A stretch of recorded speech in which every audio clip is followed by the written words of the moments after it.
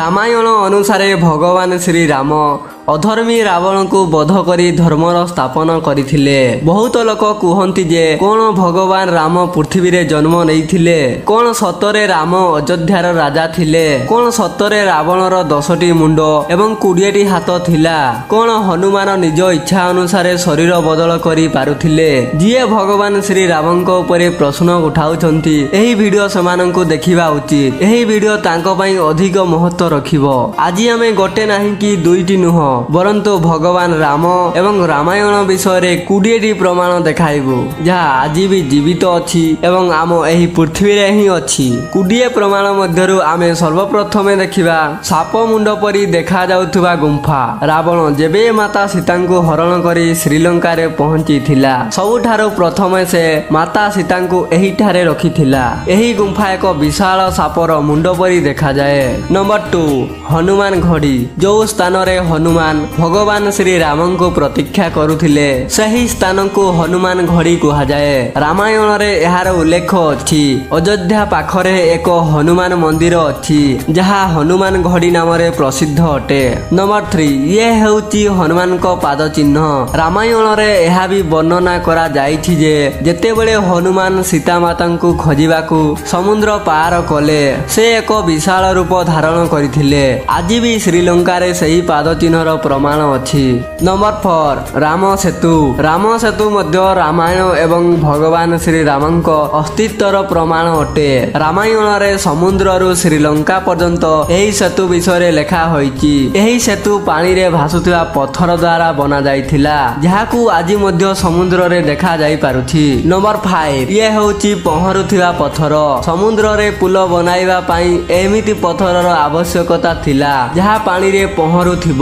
ନଳ ନୀଳଙ୍କୁ ଯେଉଁ ଅଭିଶାପ ମିଳିଥିଲା ତାପରେ ସେମାନେ ଯେଉଁ ପଥରକୁ ଛୁଇଁଲେ ତାହା ପାଣିରେ ଭାସିବାକୁ ଲାଗିଲା। ଏହି ପଥର ଉପରେ ଶ୍ରୀରାମ ଲେଖିକି ସେତୁ ନିର୍ମାଣ କରାଗଲା। ସୁନାମି ଆସିବାରୁ ଏହା ଭାଙ୍ଗିଗଲା। ରିସର୍ଚ୍ଚ କରିବାରୁ ଜଣା ପଡ଼ିଲା ଯେ ଏହା ସେହି ଯୁଗର ପଥର ଯେତେବେଳେ ରାମାୟଣ ହୋଇଥିଲା। ନମ୍ବର 6 ଦ୍ରୋଣାଗିରି ପର୍ବତ। ଲକ୍ଷ୍ମଣ ମେଘନାଦ ଯୁଦ୍ଧ ବେଳେ ଯେତେବେଳେ ମେଘନାଦ ଲକ୍ଷ୍ମଣଙ୍କୁ ବେହୋସ କରିଦେଇଥିଲେ ତ ହନୁମାନ ସଞ୍ଜୀବନୀକୁ ଆଣିବାକୁ ହିମାଳୟ ପର୍ବତକୁ ଯାଇଥିଲେ। ସଞ୍ଜୀବନୀକୁ ଚିହ୍ନି ନ ପାରି ହନୁମାନ ସମ୍ପୂର୍ଣ୍ଣ ଦ୍ରୋଣାଗିରି ପର୍ବତକୁ ଉଠାଇ ଆଣିଥିଲେ। ଏହି ପର୍ବତ ଆଜି ମଧ୍ୟ ଅଛି। ନମ୍ବର 7 ଶ୍ରୀଲଙ୍କାରେ ମିଳୁଥିବା ହିମାଳୟର ଜଡ଼ିବୁଟି। ଶ୍ରୀଲଙ୍କାର ସେହି ସ୍ଥାନରେ ଦୁର୍ଲଭ ହିମାଳୟର ଅର୍ଗ ମିଳିଛି ଯେଉଁଠାରେ ଲକ୍ଷ୍ମଣ ବେହୋସ ହୋଇଥିଲେ, ଯେଉଁଠାରେ ତାଙ୍କୁ ସଞ୍ଜୀବନୀ ଦିଆ ହୋଇଥିଲା। ଶ୍ରୀଲଙ୍କାରେ ହିମାଳୟର ଜଡ଼ିବୁଟି ମିଳିବା ଭଗବାନ ଶ୍ରୀରାମଙ୍କ ଅସ୍ତିତ୍ୱର ପ୍ରମାଣ ଅଟେ। ନମ୍ବର 8 ଅଶୋକ ବାଟିକା। ସୀତା ହରଣ ପରେ ରାବଣ ତାଙ୍କୁ ଲଙ୍କା ନେଇଗଲା ତ ମାତା ସୀତା ରାବଣର ମହଲରେ ରହିବାକୁ ମନା କରିଦେଲେ। ସେତେବେଳେ ରାବଣ ତାଙ୍କୁ ଅଶୋକ ବାଟିକାରେ ରଖିଥିଲେ ଯେଉଁଠାରେ ସେ ଏକ ଗଛ ତଳେ ବସିକି ରହୁଥିଲେ। ଏହି ଜାଗାକୁ ଏଲିଆ ନାମରେ ଜଣାଯାଉଛି ଏବଂ ଏହା ଆଜି ମଧ୍ୟ ଅବସ୍ଥିତ ଅଛି। ନମ୍ବର 9 ଲିପାକ୍ସି ମନ୍ଦିର। ସୀତା ହରଣ ସମୟରେ ସ୍ୱର୍ଗ ମାର୍ଗରେ ଲଙ୍କା ନେଇ ଯାଉଥିଲା। ଜଟାୟୁ ରାବଣଙ୍କୁ ରଖିବା ପାଇଁ ତା ସହ ଯୁଦ୍ଧ କଲା କିନ୍ତୁ ରାବଣ ତାକୁ ମାରିକି ତଳେ ପକାଇ ଦେଲା। ଯେଉଁଠାରେ ସେ ପଡ଼ିଥିଲେ ସେହି ଜାଗାକୁ ଲିପାକ୍ସି ମନ୍ଦିର ନାମରେ ପରିଚିତ। ନମ୍ବର 10 କୁହାଯାଏ ଯେ ରାବଣ ଲଙ୍କାର ସୁରକ୍ଷା ବଡ଼ ବଡ଼ ହାତୀ ଦ୍ୱାରା କରୁଥିଲା ଏବଂ ଶ୍ରୀଲଙ୍କାରେ ମଧ୍ୟ କେତେକ ଏମିତି ବଡ଼ ବଡ଼ ହାତୀର ହସ୍ତି ମିଳିଛି ଯାହାକୁ ଦେଖି ସମସ୍ତଙ୍କୁ ବିଶ୍ୱାସ ହୋଇଗଲା ଯେ ରାମାୟଣ ଗାଥା ସତରେ ସତ୍ୟ ଅଟେ।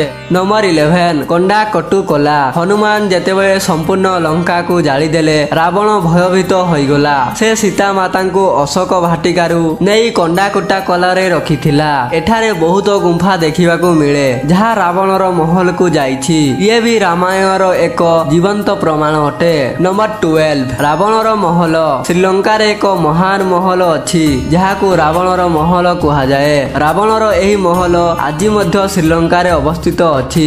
ନମ୍ବର 13 କଲାଲିଆ। ଭଗବାନ ରାମଙ୍କ ଦ୍ୱାରା ରାବଣ ବଧ ପରେ ପରେ ବିଭୀଷଣଙ୍କୁ ଶ୍ରୀଲଙ୍କାର ରାଜା ବନାଗଲା। ବିଭୀଷଣ କଲାଲିଆରେ ମହଲ ବନାଇଥିଲେ ଯାହା କେଲା ନଦୀ କୂଳରେ ଅବସ୍ଥିତ ଥିଲା। ବୈଜ୍ଞାନିକ ମାନଙ୍କୁ ଏହାର ପ୍ରମାଣ ଏହି ନଦୀ କୂଳରେ ମିଳିଥିଲା। ନମ୍ବର 14 ହନୁମାନ ତାଙ୍କ ଲାଙ୍ଗୁଳରେ ସମ୍ପୂର୍ଣ୍ଣ ଲଙ୍କା ଜାଳି ଦେଇଥିଲେ ଯାହାର ଅବିଶେଷ ଆଜି ବି ଲଙ୍କାରେ ମିଳୁଛି। ଏହି ସ୍ଥାନର ମାଟି ଆଜି ବି ଖାଲି ପଡ଼ିଛି। ନମ୍ବର 15 ଦେବରାମ ପଲା ରାବଣ ବଧ ପରେ ଯୋଉଠାରେ ସୀତାମାତା ନିଜର ପବିତ୍ରତା ପ୍ରମାଣ କରିବା ପାଇଁ ଅଗ୍ନି ପରୀକ୍ଷା ଦେଇଥିଲେ ସେହି ଗଛ ଆଜି ବି ଅଛି। ଯେଉଁଠାରେ ମାତା ସୀତା ଅଗ୍ନି ପରୀକ୍ଷା ଦେଇଥିଲେ ଏହି ସ୍ଥାନକୁ ଦିବ୍ୟ ରାମପଲା କୁହାଯାଏ। ନମ୍ବର 16 ରାମଲିଙ୍ଗମ ରାବଣର ହତ୍ୟା ପରେ ଭଗବାନ ରାମ ବ୍ରାହ୍ମଣ ହତ୍ୟାର ଦୋଷୀ ଥିଲେ। ସେ ବ୍ରାହ୍ମଣ ହତ୍ୟାକୁ ଦୂର କରିବା ପାଇଁ ଭଗବାନ ଶିବଙ୍କୁ ପୂଜା କଲେ। ଭଗବାନ ଶିବ ତାଙ୍କୁ 4ଟି ଶିବଲିଙ୍ଗ ମାଗିଲେ। ସୀତାଙ୍କ ଦ୍ୱାରା ଏକ ଶିବଲିଙ୍ଗ ବନାଗଲା ଯାହା ପାଉଁଶରେ ତିଆରି ହୋଇଥିଲା। ହନୁମାନ କୈଳାସରୁ 2ଟି ଶିବଲିଙ୍ଗ ଆଣିଥିଲେ। ଭଗବାନ ରାମ ନିଜ ହାତରେ ଏକ ଶିବଲିଙ୍ଗ ବନାଇଲେ ଯାହା ଆଜି ମଧ୍ୟ ଏହି ମନ୍ଦିରରେ ଅବସ୍ଥିତ ଅଛି। ନମ୍ବର 17 ଜାନକୀ ମନ୍ଦିର ନେପାଳରେ ଜନକପୁର ସହରରେ ଏକ ଜାନକୀ ମନ୍ଦିର ଅଛି।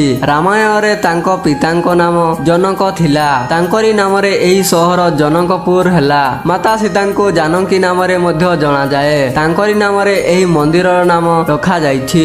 ନମ୍ବର 18 ପଞ୍ଚବଟୀ ନାସିକରେ ଏବେ ବି ପଞ୍ଚବଟୀ ତପୋବନ ଅଛି। ଭଗବାନ ରାମ ସୀତା ଏବଂ ଲକ୍ଷ୍ମଣ ଯୋଉ ଅଯୋଧ୍ୟା ଛାଡ଼ିକି ବନବାସ ଗଲେ ସେମାନେ ଏହି ଜଙ୍ଗଲରେ ଥିଲେ। ଏହିଠାରେ ଲକ୍ଷ୍ମଣ ଶୂର୍ପଣଖାର ନାକ କାଟିଥିଲେ। ନମ୍ବର 19 କୁଣ୍ଡେଶ୍ୱର ମନ୍ଦିର ରାବଣ ଶିବଙ୍କର ବହୁତ ବଡ଼ ଭକ୍ତ ଥିଲେ। ଭଗବାନ ଶିବଙ୍କ ଏହି ମନ୍ଦିର ସ୍ଥାପନା ରାବଣ କରିଥିଲେ। ଏହା ଦୁନିଆର ଗୋଟେ ମାତ୍ର ଏମିତି ମନ୍ଦିର ଯେଉଁଠାରେ କି ଭଗବାନଙ୍କ ଜାଗାରେ ରାବଣଙ୍କ ମୂର୍ତ୍ତି ଅଧିକ ବନା ହୋଇଛି। ନମ୍ବର 20 ଗରମ ପାଣିର କୁଣ୍ଡ କୁଣ୍ଡେଶ୍ୱର ମନ୍ଦିର ପାଖରେ ଏହି ଗରମ ପାଣିର କୁଣ୍ଡ ଅବସ୍ଥିତ ଅଛି। ଏହାର ପାଣି ସବୁବେଳେ ଗରମ ଥାଏ ଏବଂ ଏହାକୁ ରାବଣ ବନାଇଥିଲା। ଏହା ଆଜି ମଧ୍ୟ ଅବସ୍ଥିତ ଅଛି। ସାଙ୍ଗମାନେ ଇଏ ହେଉଛି ରାମାୟଣର 20ଟି ଜୀବନ୍ତ ପ୍ରମାଣ। ଆପଣ ଭିଡ଼ିଓଟିକୁ ଶେଷ ପର୍ଯ୍ୟନ୍ତ ଦେଖିଥିବାରୁ କମେଣ୍ଟରେ ଜୟ ଶ୍ରୀରାମ ନିଶ୍ଚୟ ଲେଖନ୍ତୁ ଏବଂ ଭିଡ଼ିଓକୁ ଲାଇକ୍ ଚ୍ୟାନେଲକୁ ସବସ୍କ୍ରାଇବ କରି ପାଖରେ ଥିବା ଘଣ୍ଟିକୁ ବଜାଇ ଦିଅନ୍ତୁ। ଧନ୍ୟବାଦ। ଜୟ ଶ୍ରୀରାମ।